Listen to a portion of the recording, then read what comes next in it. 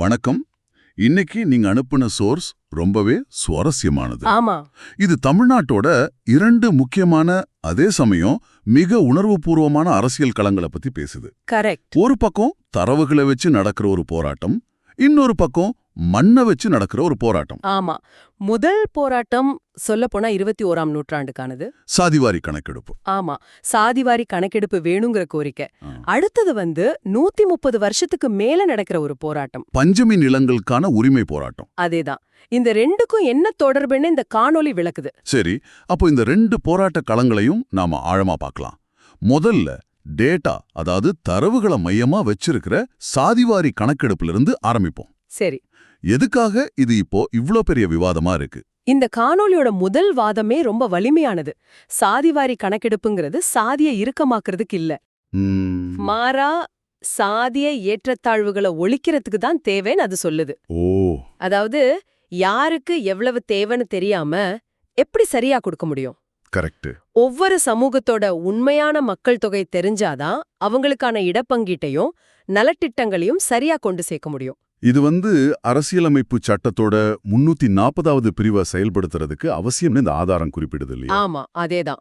இதுல சுவாரஸ்யமான விஷயம் என்னன்னா, இந்த கணக்கெடுப்பு ஒண்ணு புதுசு இல்லையே. இல்லவே இல்ல, பிரிட்டிஷார் காலத்துல இருந்தே நடந்திருக்கு. ஆமா, இந்த ஆதாரம் சொல்றபடி முதல் முறையான கணக்கெடுப்பு 1865ல ஆரம்பிச்சது. ஓ, ஆனா முழுமையான சாதிவாரி கணக்கெடுப்பு கடைசியா நடந்தது 1931ல தான். 1931ல. ஆமா, அதுக்கப்புறம் 1941ல 2ஆம் உலகப் போர் செலவுன்னு காரணம் காட்டி பிரிட்டிஷார் அதை நிறுத்திட்டாங்க. யோசிச்சு பார்த்தா ஆச்சரியமா இருக்கு. அப்போ சுதந்திர இந்தியாவோட ஒட்டுமொத்த வரலாற்றுலயும் ஓபிசி மக்களுக்கான சமூக நல கொள்கைகள் எல்லாமே 6ஆம் ஜார்ஜ் மன்னரா இருந்தப்போ எடுத்து தரவுகளை வச்சுதான் வகுக்கப்பட்டிருக்கு. உண்மைதான். கிட்டத்தட்ட 90 வருஷம் பழைய ஒரு வரைபடத்தை வச்சுக்கிட்டு நாம ஒரு புதிய பாதையில பயணிக்க முயற்சி பண்ற மாதிரி இருக்கு. மிகச்சரியா சொன்னீங்க.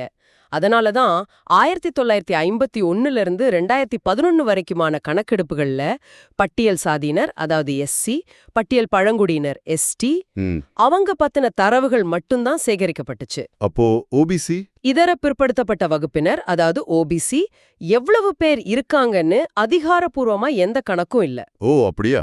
இதனால ஒரு பெரிய வெற்றிடம் உருவாகிடுச்சு. அவங்களுக்கான இடப்பங்கீடு உண்மையிலே அவங்களுக்கு போய் சேருதான் சரிபார்க்க கூட துல்லியமான டேட்டா இல்லன்னு இந்த காணொளி வாதிடுது. ஆனா இந்த விவாதத்துக்கு ஒரு பொதுவான எதிர்வாதமும் வைக்கப்படுது. அதாவது சாதிய கணக்கெடுக்கிறது சாதிய அடையாளங்களை இன்னும் ஆழமா பதிய வச்சு அது நிலைநிறுத்திடாதா? இந்த காணொளி இந்த விமர்சனத்தை எப்படி பாக்குது? அது ஒரு முக்கியமான கேள்வி. இந்த காணொளி அதுக்கு நேரடியா பதில் சொல்லலனாலும் அது முன்வைக்கிற முழக்கத்துல பதில் இருக்கு. என்ன அது? அள்ளி கொடுக்காதே அளந்து கொடு, எடுத்து கொடுக்காதே எண்ணி கொடு அப்படின்னு சொல்லுது. ஓ, அளந்து கொடு எண்ணி கொடு. ஆமா, அதாவது ஒரு நோய் இருக்குன்னு ஒத்துக்கிட்டாதான் அதுக்கு மருந்து கண்டுபிடிக்க முடியும். சரி, சாதிய ஏற்றத்தாழ்வுங்கிற நோய் சமூகத்துல இருக்கு. அதை இல்லன்னு மறைக்கிறதால அது போயிடாது. உண்மைதான். யாரு பாதிக்கப்பட்டிருக்காங்கன்னு அளந்து எண்ணி பார்த்து அவங்களுக்கு சரியான தீர்வை கொடுக்கறது தான் அதை ஒழிக்கிறதுக்கான வழின்னு இந்த வாதம் அமையுது. சரி, தமிழ்நாட்டை பொறுத்த வரைக்கும் 1983ல ஜே.ஏ. அம்பாசங்கர் ஆணையம் வீடு வீடா போய் கணக்கெடுப்பு நடத்தினதா இந்த ஆதாரம் சொல்லுது. ஆமா, அது ஒரு பெரிய முயற்சி தானே? நிச்சயமா. ஆனா தேசிய அளவுல ஒரு பெரிய திருப்புமுனையை ஏற்படுத்தியது 1979ல் அமைக்கப்பட்ட மண்டல ஆணையம் தான். மண்டல ஆணையம், சரி. அவங்க கிட்ட அப்போ புது டேட்டா இல்ல. அதனால அவங்க 1931 கணக்கெடுப்பை வச்சுதான். ஓ, மறுபடியும் அந்த 1931 கணக்கெடுப்பு. ஆமா, அதை வச்சுதான் ஓபிசி மக்கள் தொகை சுமார் 52% இருக்கலான்னு கணிச்சாங்க. அப்போ அந்த பழைய டேட்டாவோட அடிப்படையில தான். அதே அடிப்படையில தான் 1990ல விபி சிங் அரசு ஓபிசிகளுக்கு 27% இடப்பங்கீட்டை அறிவிச்சது. ஒரு பழைய டேட்டா எவ்வளவு பெரிய சமூக மாற்றத்தை உருவாக்க முடியுங்கிறதுக்கு இது ஒரு உதாரணம். நிச்சயமா. அப்போ இப்போதைய நிலைமை என்ன? பீகார், தெலுங்கானா, ஒடிசா மாதிரி பல மாநிலங்கள் சொந்தமா சாதிவாரி கணக்கெடுப்பு நடத்துறதா ஆதாரம் சொல்லுது. ஆமா, நடத்துறாங்க. மத்திய அரசும் 2027க்குள்ள நடத்துறதா சொல்லிருக்கு. ஆனா தமிழ்நாட்டுல ஆளும் திமுக அரசு இதை நடத்த மறுக்குதுன்னு இந்த காணொளி கடுமையா விமர்சிக்குது. ஆமா, தமிழ்நாட்டுக்கு இது உடனடி தேவைன்னு இந்த ஆதாரம் வலியுறுத்துது. ஏன்? அதுக்கு ஒரு முக்கியமான சட்ட காரணம் இருக்கு. தமிழ்நாட்டோட 69% இடப்பங்கீட்டுக்கு எதிரான வழக்கு உச்சநீதிமன்றத்துல நிலுவையில இருக்கு. ஓ, 50%க்கு மேல இடப்பங்கீடு கொடுக்கறதுக்கு அசாதாரணமான சூழல்கள் இருக்கணும், அதுக்கு தகுந்த புள்ளி விவர ஆதாரங்களை காட்டணும்னு நீதிமன்றம் சொல்லியிருக்கு. ஓ, அப்போ தமிழ்நாடு அரசு ஒரு சட்ட போராட்டத்துல இருக்கு, நீதிமன்றம் உங்ககிட்ட ஆதாரம் கேக்குது. ஆமா. உங்க 69% இடப்பங்கீட்டை நியாயப்படுத்துறதுக்கு உங்ககிட்ட என்ன டேட்டா இருக்குன்னு காட்டுங்கன்னு கேக்குது. அதேதான். இந்த ஆதாரம் சொல்றபடி தமிழ்நாடு அரசு கிட்ட அந்த ஆதாரத்தை கொடுக்க ஒரு புதிய கணக்கெடுப்பு அவசியம். கரெக்ட். ஆனா மாநில அரசுக்கு சென்சஸ், அதாவது மக்கள் தொகை கணக்கெடுப்பு நடத்த அதிகாரம் இருக்கான்னு ஒரு கேள்வி வரும். ஆமா, அது முக்கியமான கேள்வி. இங்கதான் ஒரு முக்கியமான சட்ட நுணுக்கத்தை இந்த ஆதாரம் சுட்டிக்காட்டுது.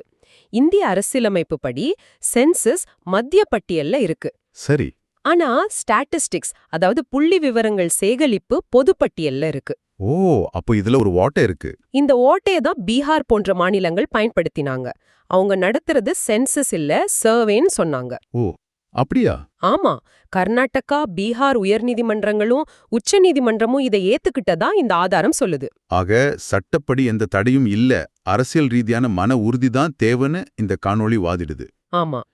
சரி, இந்த டேட்டாவுக்கான போராட்டம் ஒரு பக்கம் இருக்கட்டும். இது ஒரு நவீன கால போராட்டம். நீங்க அனுப்புன இந்த ஆதாரம் அடுத்ததா நம்மள ஒரு பழைய ஆழமான, இன்னும் சொல்ல போனா ரத்தம் சிந்தப்பட்ட ஒரு போராட்ட களத்துக்கு கூட்டிட்டு போகுது. ஆமா. அதுதான் பஞ்சமி நில போராட்டம். ஆமா. தரவுகளுக்கான அதிகாரம்ங்கிறது ஒரு வகை அதிகாரம்னா, நிலத்துக்கான அதிகாரம்ங்கிறது அடிப்படையான ஆதி அதிகாரம். கரெக்ட். ஒரு சமூகத்தை அடிமைப்படுத்தணும்னா முதல்ல அவங்க கிட்ட இருந்து நிலத்தை பறிக்கணும்னு இந்த ஆதாரம் சொல்லுது. 18ஆம் நூற்றாண்டு வரைக்கும் நில உரிமையாளர்களா இருந்த பட்டியலின மக்கள் பிரிட்டிஷாரோட மிராசி முறையால எப்படி நிலமற்றவர்களா ஆக்கப்பட்டாங்கன்னு இது விளக்குது. அந்த மிராசி முறைனா என்ன? அது எப்படி வேலை செஞ்சது? மிராசுதாரர்கள் பெரும்பாலும் உயர் சாதியினர் ஒரு கிராமத்தோட மொத்த நிலத்துக்கும் வரி கட்டுற பொறுப்பை ஏத்துக்கிட்டாங்க. இது அவங்களுக்கு ஒரு பெரிய அதிகாரத்தை கொடுத்துச்சு.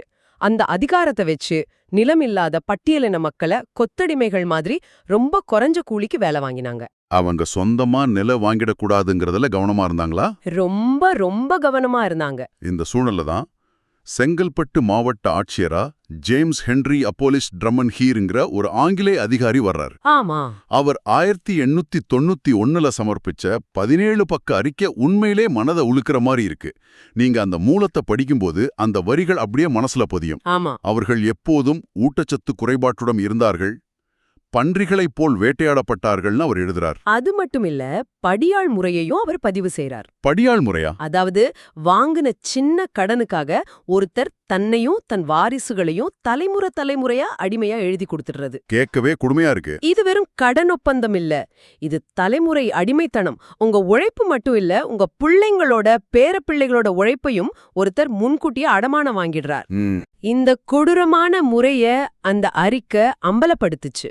ட்ரம்மன்ஹீர் வெறும் பிரச்சனையை மட்டும் சொல்லல, இல்ல, அதுக்கான தீர்வையும் சொல்றார். பட்டியலின மக்களுக்கு விவசாய நிலம் கொடுக்கணும், அவங்க குடியிருக்கிற வீட்டுக்கு பட்டா கொடுக்கணும், ஆமா, புறம்போக்கு நிலங்கள்ல அவங்களுக்கு ஒதுக்கணும், அவங்க குழந்தைங்களுக்கு கல்வி கொடுக்கணும்னு பல புரட்சிகரமான பரிந்துரைகளை வைக்கிறார். இங்கதான் வரலாறு ஒரு சுவாரஸ்யமான திருப்பத்தை எடுக்குது. அந்த ஒரு தனி அதிகாரியோட அறிக்கை இங்கிலாந்து பாராளுமன்றத்துல விவாதிக்கப்பட்டு ஏத்துக்கப்பட்டு 30/9/1892ல ஒரு அரசாணை பிறப்பிக்கப்படுது. ஓ, அதன் மூலமா தமிழ்நாட்டுல இருக்கிற பட்டியல் வகுப்பு மக்களுக்கு சுமார் 12,50,613 ஏக்கர் நிலம் ஒதுக்கப்பட்டது. ஒரு நிமிஷம், அந்த எண்ணை நாம சரியா உள்வாங்கிக்கணும். 12.5 லட்சம் ஏக்கர். ஆமா, இது ஒரு சாதாரண விஷயம் இல்ல, ஒரு மிகப்பெரிய வரலாற்று நிகழ்வு. ஆனா அந்த நிலத்துக்கு சில நிபந்தனைகள் இருந்ததா ஆதாரம் சொல்லுதே. ஆமா, அதுதான் இந்த விஷயத்தோட மிக முக்கியமான பகுதி. என்னது? அந்த நிலங்களை முதல் 10 வருஷத்துக்கு யாருக்கும் விற்கவோ குத்தகைக்கு விடவோ அடமான வைக்கவோ கூடாது. சரி. அதுக்கு பிறகும் பட்டியலினத்தை சேர்ந்த மக்களுக்கு மட்டும்தான் கைமாத்த முடியும். வேற யாருக்கும் கைமாத்த முடியாதா? முடியாது.